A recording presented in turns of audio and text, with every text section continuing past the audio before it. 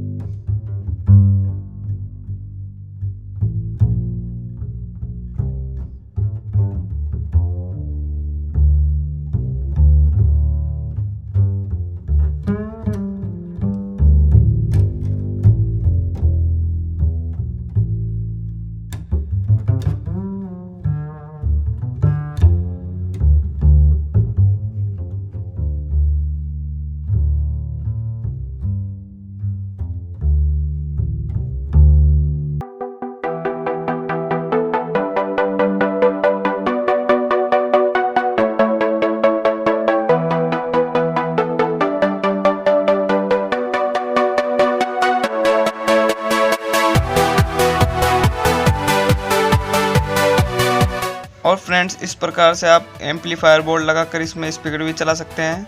तो दोस्तों इसको इनपुट देने के लिए आपको इस वायर को कनेक्ट करना है, तीनों वायर को तीनों जगह पर कनेक्ट करना है आपको, और 5 वोल्टेज सप्लाई इसको भी दे देनी है। और इसमें आप 3-3 वाट के स्पीकर आसानी से दोस्त चला सकते हैं। तो दोस्तों काफ़ी अच्छा है एम्पलीफायर बोर्ड है ये भी, इससे आप कई सारे स्पीकर बना सकते हैं दोस्तों।